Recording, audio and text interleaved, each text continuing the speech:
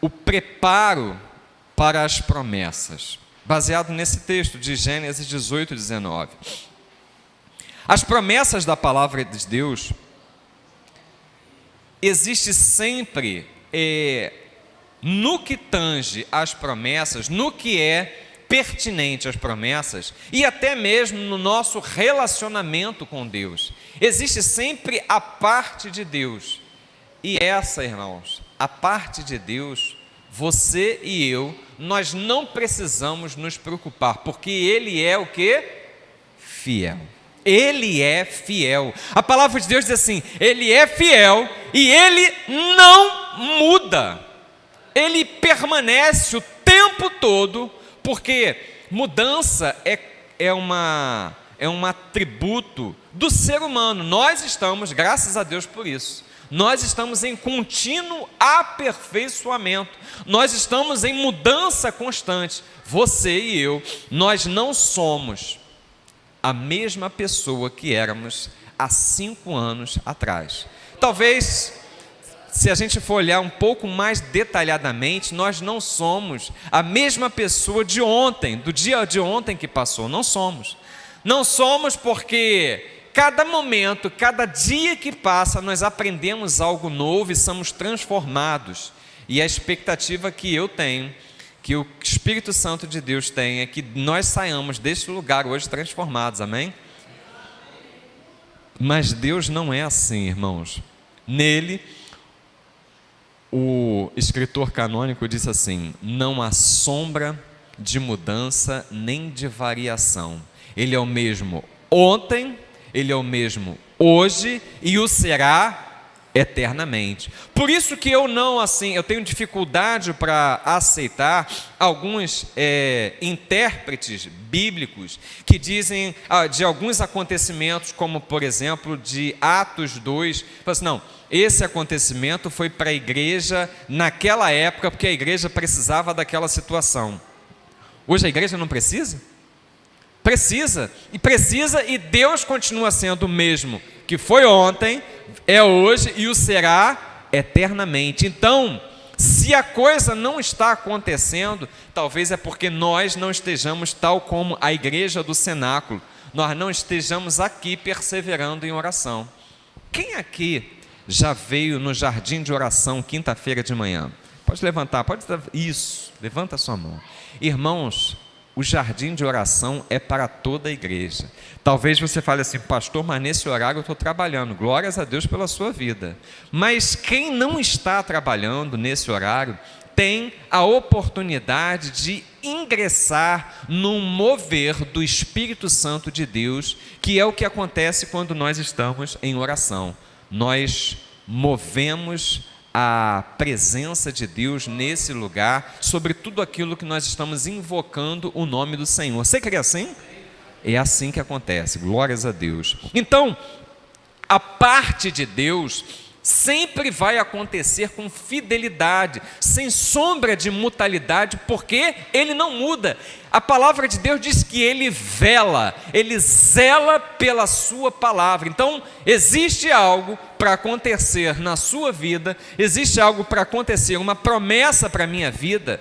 Deus, Ele é o primeiro a vigiar sobre a sua promessa, sobre a sua palavra. Jesus Cristo falou assim: passarão os céus e a terra, mas a palavra dita da boca de Deus, ela não vai passar, não vai cair um tio, não vai cair nada da sua palavra. Então, as promessas que Deus tem para as nossas vidas são fiéis e verdadeiras.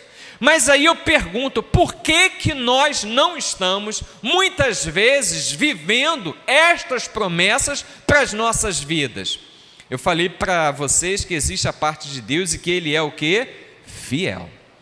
Muitas vezes nós não estamos vivendo as promessas das nossas vidas, que Deus tem para as nossas vidas, porque para viver as promessas existe a parte de Deus, que Ele sempre faz, isso você não precisa se preocupar, mas existe uma parte que cabe a você e a mim, e essas nós precisamos buscar em Deus. Buscar porque muitas vezes nós não estamos em condições de receber aquilo que Deus quer derramar sobre as nossas vidas.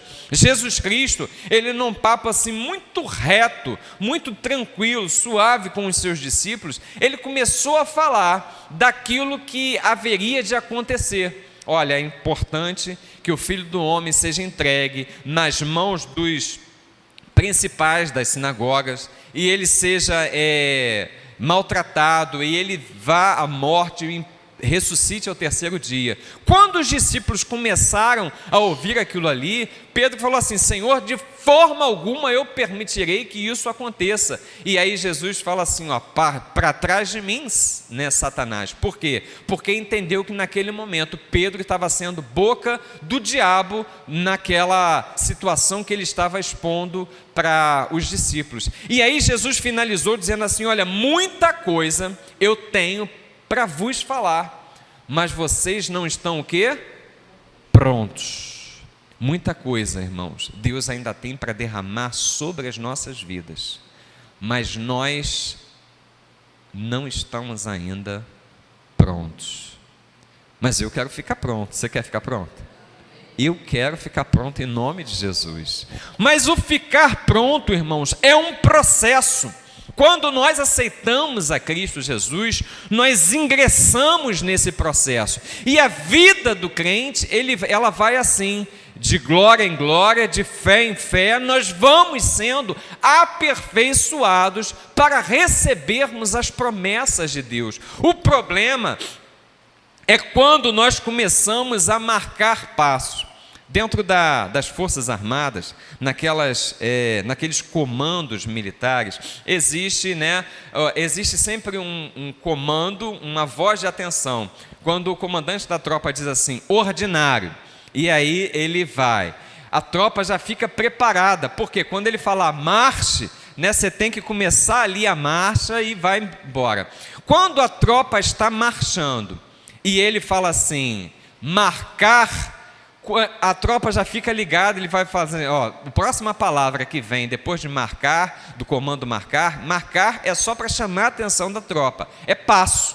E aí ele fala assim, marcar passo. Então aquela tropa que estava marchando, aí quando ele vai marcar passo, ele vai e fica andando no mesmo lugar. Ele não para de marchar, mas ele permanece no mesmo lugar, marcando passo. Na mesma cadência, todo mundo está num movimento uniforme, mas está marcando passo. Irmãos, a grande problemática na vida cristã é quando nós começamos a marcar passos.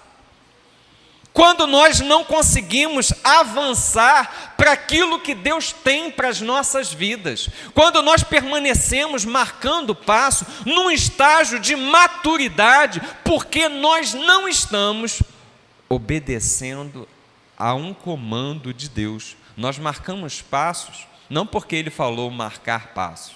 Ele quer que você continue prosseguindo para o alvo. O que o apóstolo Paulo falou? Olha, uma coisa eu tenho certeza. Eu vou, prosseguindo para o alvo. Então, a vida cristã é uma crescente, você está sempre progredindo, mas é possível que por uma questão de desobediência, eu e você estejamos marcando passo. Eu me converti em 89 para cá eu tenho 32 anos de convertido. Aí você fala assim, puxa vida, vou chegar lá, vou ser assim, igual pastor. Irmãos, o que eu olho para trás nessa caminhada é que muitos anos eu estive marcando passo. O que eu olho para trás e assim, divido com os irmãos sem medo de nada. Muitos anos da minha vida eu estive marcando passo. Existe um comando, aliás, não existe um comando dentro dessa ilustração que a gente está dando, fica o marcar passo, mas, aliás, até existe o comando, é o meia volta. muitas vezes eu até tive dando o meia volta. Ou seja, eu não só estava parado naquilo que Deus queria que eu fizesse, mas muitas vezes eu dei passos na minha caminhada para trás, fora totalmente daquilo que era a vontade de Deus para a minha vida. E isso, irmãos, qualquer um de nós está sujeito a fazer. As coisas não acontecem porque nós estamos em desobediência àquilo que é a vontade de Deus para as nossas vidas. Então, as promessas, elas estão todas aqui para você e para mim, para nós vivermos e aproveitarmos dessa promessa. Mas quando eu olho para trás, nesses 32 anos de conversão, eu vejo que muitos momentos da minha vida eu estava marcando passo, ou seja, fora daquilo que era a vontade de Deus. E em outros momentos, ainda pior, eu estava dando meia volta, porque estava em total inobservância àquilo que Deus queria para a minha vida. Então, não tem jeito de que as promessas de Deus aconteçam para a minha e para a sua vida, se nós estivermos marcando passo, ou pior, se estivermos dando meia volta, porque muitas vezes nós estamos aqui dentro, mas estamos perdidos dentro da casa do Pai. Então, eu e você temos promessas para serem alcançadas. Eu e você precisamos entender que todas as promessas dessa palavra são para a tua vida, são para a minha vida. Eu preciso buscar em Deus, porque Ele é fiel. A parte dele nunca vai deixar de ser cumprida. Então, aonde que a coisa não está acontecendo? Em mim, em você. E nós precisamos nos posicionar de uma forma tal que as promessas aconteçam, estejam fluindo na minha e na sua vida. Amém? Você pode dar um glória a Deus? Louvado seja o nome do Senhor. A alegria, irmãos, de um pai é abençoar um filho. O crescimento é algo natural. Você vê, através das fotos. De vez em quando a gente pega ali álbuns antigos, a gente fica recordando. Outro dia desse, foi ontem, eu fui visitar os meus pais e o meu pai estava falando de um tempo onde a Amanda era assim, coisa de 2, 3 anos de idade, nos primeiros anos de escola, e eu me recordo da cena que ele falou de estar a Amanda chegando da escola com aquele primeirozinho uniforme. Então, a expectativa natural que o ser humano tem é que eles vão estar ali no berço, daqui um pouco vão pular o berço, daqui um pouco vão estar na escola, e vai crescendo, crescendo, crescendo. E isso é algo natural. O crescimento é algo natural na vida do ser humano. O crescimento espiritual também é algo que se pode dizer assim, natural. Na verdade é algo sobrenatural, mas é algo que acontece, flui de uma forma assim bem tranquila. Porque quando nós estamos na presença de Deus, buscando fazer a sua vontade, em obediência àquilo que Ele tem para as nossas vidas, o crescimento, o amadurecimento na fé, ele vai fluindo normalmente. Mas para que isso aconteça, eu e você precisamos buscar a presença de Deus, a vontade de Deus. Precisamos entender o que Ele tem para nós. Por quê? Deus, Ele tem coisas maiores para as nossas vidas. Você crê nisso? Deus tem realizações maiores para a minha vida. Você pode falar isso? Deus tem realizações maiores para a minha vida. Então isso é a promessa de Deus, trocando assim em miúdos, falando de uma forma geral. Mas como nós viveremos? Primeiro ponto que eu queria abordar com você é o seguinte: nós viveremos as promessas de Deus como quando formos conhecidos de Deus. Olha o que o versículo inicia dizendo. Versículo 19, versículo 18 do versículo 19 do capítulo 18, é isso, né? Porque eu o escolhi para que ordene os seus filhos. Em outras versões diz assim: porque eu o tenho conhecido. Irmãos, eu e você precisamos ser estes conhecidos de Deus. Deus tem nos conhecido. Ele conhece os que são seus em Cristo Jesus. Salmo 139, versículo 1, o salmista diz assim: Senhor, eu sei que tu me sondas. Sei que tu conheces o meu deitar e o meu levantar. Irmãos, quando ele fala que conhece o nosso levantar e o nosso deitar, ele está dizendo o seguinte, que ele conhece todas as nossas ações. Porque desde o nosso levantar até o nosso deitar, ele sabe tudo o que se passa na nossa existência. Então nós somos conhecidos de Deus. Nossos defeitos, nossas virtudes estão visíveis diante do Pai. Agora, ele coloca para a gente, através do salmista, Salmo 51, versículo 17, ele diz assim: os sacrifícios que agradam a Deus são um espírito quebrantado. Um coração quebrantado e contrito, ó Deus, não desprezarás.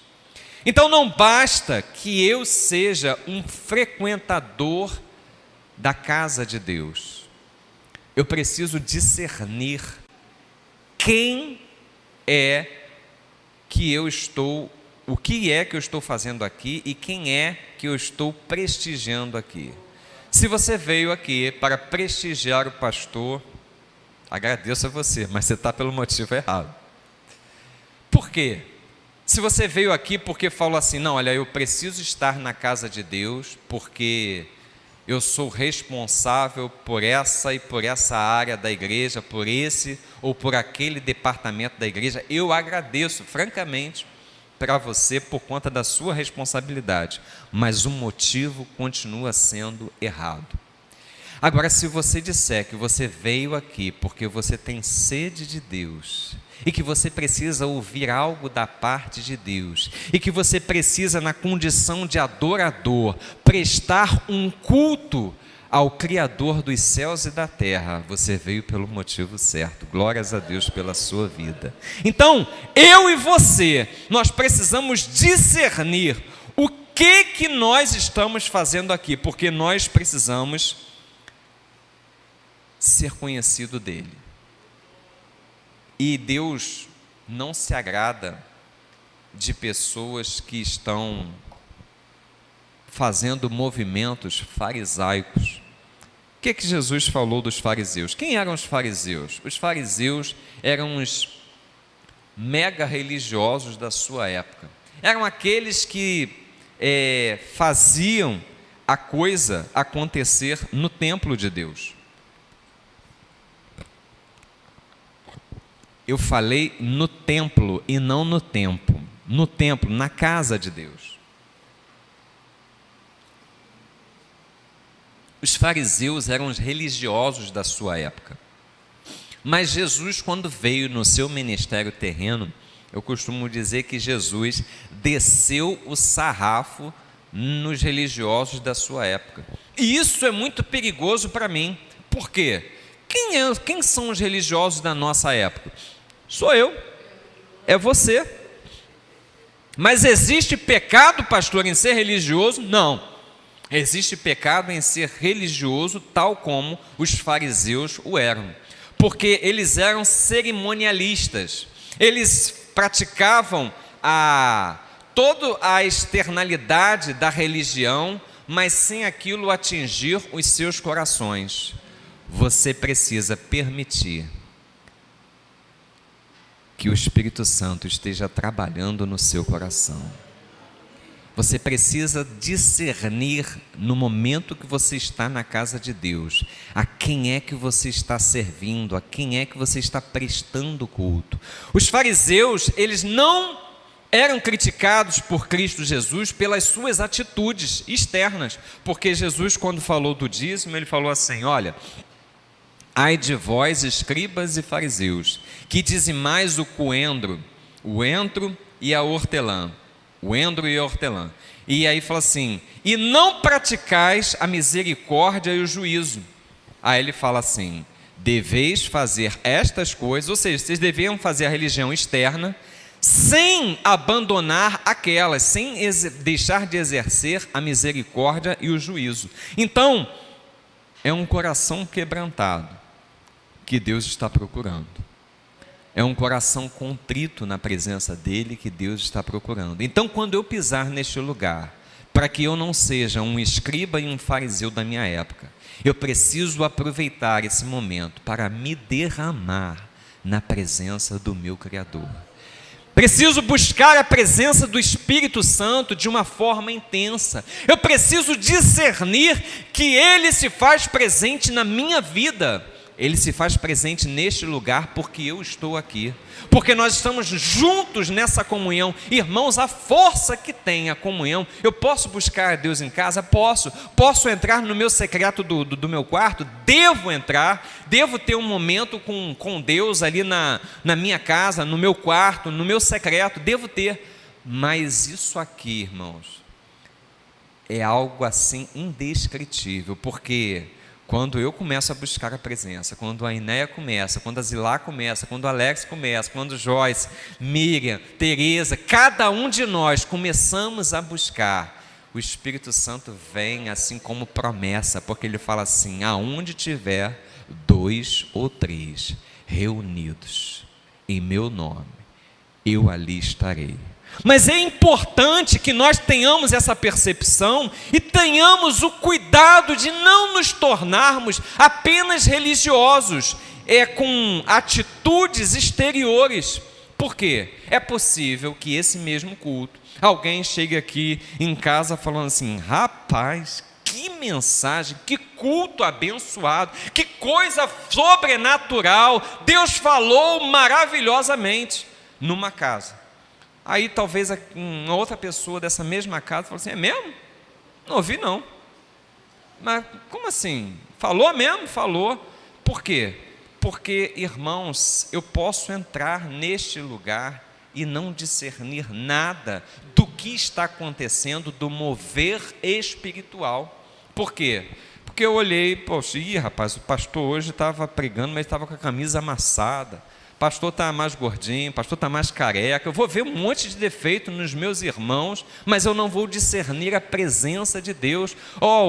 Quem estava dirigindo o louvor estava desafinado, a bateria não estava assim assado. Eu vou começar só a ver defeito, porque eu não consigo discernir a presença de Deus neste lugar. Mas, irmãos, se eu conseguir discernir a presença de Deus neste lugar, glórias, se eu conseguir discernir, a palavra diz assim: Deus é amor, e o amor, ele cobre uma multidão de pecados. A bateria pode estar ruim, a voz do louvor pode estar horrível, o pastor pode não estar nem tão vestido tão bem assim, mas você vai sair desse lugar transformado pela presença de Deus. E você não vai notar nada disso, porque o amor, ele cobre uma multidão de pecados. Então eu e você precisamos discernir a presença de Deus em cada ato, em cada gesto, em cada atitude. Você precisa se colocar na condição de um verdadeiro adorador. Então, Deus nos conhece. Nós vamos viver as promessas de Deus quando nos prepararmos, quando prepararmos a nossa posteridade. Olha o que ele diz no versículo: ele há de ordenar a seus filhos e a sua casa depois dele. As promessas só se completam em nossas vidas quando passamos os valores do reino para a próxima geração. Irmãos, quão importante é esse mover. Nós estamos falando de um movimento da OCC para evangelizar crianças. E através das crianças, os pais são alcançados. A sociedade é transformada através das crianças. Então é um alvo assim muito importante. Orem por esse trabalho, que Deus assim prospere, porque eu creio que Deus tem algo grandioso através dessa obra na Igreja Batista no Jardim Magarça. Então, Creio que Deus vai fazer grandes coisas. Mas é importante que nós preparemos a nossa posteridade, porque a promessa de Canaã foi para quem, irmãos? Deus falou para Abraão assim: Abraão, sai da tua terra, da tua parentela e vai para um lugar que eu te mostrarei. Foi mais ou menos essa a promessa que Deus fez para Abraão. E aí, num dado momento, ele falou assim: Abraão, toda essa terra vai pertencer a você. Eu pergunto para você, Abraão recebeu a terra prometida? Abraão mesmo, recebeu? Não. Foi Isaque o filho dele? Não. Foi Jacó? Foram os filhos de Jacó? Nem ainda os filhos de Jacó, mas a promessa estava lá. E quando Israel saiu do Egito, 3, 4, 5 gerações passadas já de Abraão, 3, 4 gerações de Jacó, mas foram muito mais gerações ali depois de Abraão. E aí eles ingressam e entram na terra da promessa. Irmãos, aquilo que Deus prometeu para você, você preparando a sua posteridade, seus filhos, netos, Deus vai cumprir. Deus não vai te desamparar, assim como não desamparou Abraão, mas Ele vai cumprir muitas promessas na tua posteridade, porque existe promessa de Deus, assim como Deus prometeu para Davi. Davi, não vai faltar uma lâmpada acesa na tua casa. Davi recebeu essa promessa. Ele tem promessa para a tua vida, porque os teus descendentes vão ser luz de Cristo nessa terra, amém? Então, receba essa promessa e viva por essa promessa. As promessas se completam em nossas vidas quando passamos os valores do reino para a próxima geração. Isso é uma obrigação nossa. A geração dos pais de hoje são sem tempo para a paternidade, não brincam com os filhos, não passam os valores do reino, compensam com coisas materiais e não educam, tem medo de choro. Sabe como é que uma criança consegue alguma coisa com os pais? Chorando. Chorou, tem tudo. Irmãos, é muito dramático você ver cenas repetitivas como essa em shopping. A criança chora e vai lá, o pai gasta o que não tem por aquilo que a criança está chorando. Mas quando nós agimos assim, nós não estamos educando os nossos filhos. Pelo contrário, nós estamos tornando assim verdadeiros monstrinhos para a sociedade. E nós precisamos ser aqueles que vão passar limites para os nossos filhos. Essa responsabilidade é minha, essa responsabilidade é sua. Então nós precisamos dar limites e, juntamente com esses limites, valores do reino de Deus, irmãos, porque os valores, eles permanecem para a vida toda. Ensina a criança no caminho em que deve andar, e até quando envelhecer, não se desviará dele. Por quê? Porque foi passado valores para a vida daquela criança. Então, eu e você precisamos aprender na palavra de Deus e impor limites e valores aos nossos pequenos, porque eles vão viver muitas das promessas que Deus tem para as nossas vidas. Amém?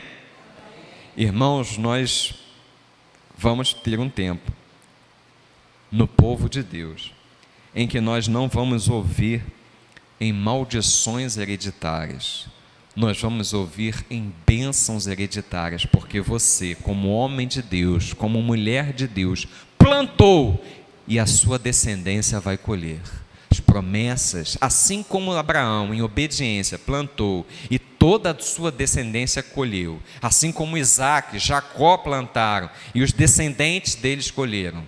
Na tua descendência, eles vão viver para colher as promessas de Deus fez para a sua vida, amém? O profeta Eli, ele não repreendeu os filhos dele. 1 Samuel, capítulo 2, versículo de 12 a 36, diz que os filhos de Eli, eles eram verdadeiros, eles extorquiam o povo, e eles, né, faziam manobras com as ofertas do Senhor. O coração deles andavam em desobediência. E o texto bíblico diz assim: e Eli não repreendia os seus filhos. Irmãos, se você e eu, nós virmos os nossos filhos andando fora daquilo que é o propósito de Deus para as suas vidas, a primeira pessoa que tem que repreendê-los somos nós. Eu e você precisamos ser boca de Deus na vida dos nossos filhos, amém? Davi não repreendeu Adonias. 1 Reis 1,6 diz que Adonias nunca recebeu uma repreensão da parte do pai, e criou ali uma celeuma, uma discussão entre Adonias e Salomão, aquele que iria herdar o trono. Irmãos, nossa bênção em Deus será completa, plena, quando nós passarmos o bastão para a próxima geração. Valores, legado. Você e eu precisamos ser homens e mulheres da parte de Deus, que tenhamos algo para que a próxima geração que vem, ela olhe e fale assim: eu quero ser um homem como foi meu pai, eu quero ser uma mulher como foi minha mãe, um homem de Deus, uma mulher de Deus, que tem algo para deixar para a próxima geração. Nós vamos viver as promessas de Deus plenamente em nossos filhos e nos filhos de nossos filhos. O texto, lá no final do versículo 19, ele diz assim: para que o Senhor faça vir sobre Abraão o que acerca dele tem falado. Deus prometeu acerca de Abraão, e Deus tem promessas acerca da minha vida e da sua vida. Filhos que vivem o temor de Deus resultam no coração, resultam em paz no coração. Atos, capítulo 21, versículos 8 e 9, fala das filhas de Filipe. Filipe era um dos 7 dos diáconos. E Filipe era um evangelista que pregava, vamos dizer assim, fazia e acontecia em Cristo, né? Multidões chegavam ao arrependimento. E o texto bíblico ali em Atos 21, 8 e 9 diz que as filhas de Filipe eram profetisas do Senhor. 4 meninas virgens que estavam se guardando ali para Deus, e elas profetizavam, profetisas da casa de Deus. Irmãos, eu fico imaginando que alegria Filipe tinha em ver que as suas filhas andavam no mesmo sentimento que ele tinha. Provérbios capítulo 15, versículo 20 diz assim: o filho sábio proporciona alegria ao seu pai, mas o insensato, ele despreza a própria mãe. Irmãos, todo investimento pode parecer no momento improdutivo.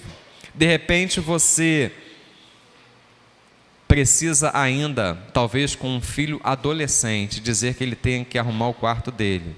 Talvez ele já esteja na juventude, você ainda continue dizendo que ele tem que arrumar o quarto dele. Talvez você tenha trabalho para ensinar ali uma criança de 6, 7 anos a amarrar o cadarço. Talvez você tenha um trabalho para a criança largar a chupeta, a mamadeira. Irmãos, eu confesso a vocês que eu, na minha paternidade, eu tive que ter um trabalho para fazer com que um dos meus filhos, eu não vou nem falar o nome dele, Carlos Vitor Silva Lopes, dormisse no berço. Mas foi culpa minha, porque eu, desde pequeno para sempre, fui muito participativo na paternidade, né, na criação dos filhos. Então, quando eu chegava em casa, né, já estava esgotada ali do dia a dia com a criança, e quando era para colocar os filhos para dormir, sempre que podia eu colocava. E com o Carlos, como é que aconteceu? Eu colocava ele ninando nos braços. Irmão, só que aquela criancinha foi crescendo e eu continuava ninando ele. E aí foi preciso eu perder umas 3 noites de sono, indo dormir assim 3, 4 horas da madrugada para fazê-lo dormir no berço. Mas depois de que passado esse tempo, esse momento sacrificial, ele pegou o jeito e começou a dormir no berço.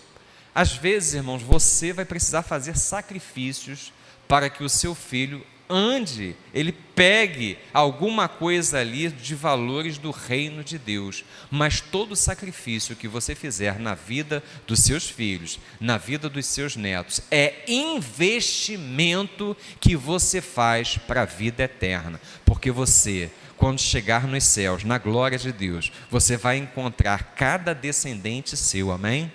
Por quê? Porque você teve ali, perdeu, investiu, não é perdeu não, investiu um tempo de sacrifício. E que alegria, irmãos, vai ser nós passarmos a eternidade juntos, porque fizemos o melhor para a nossa posteridade.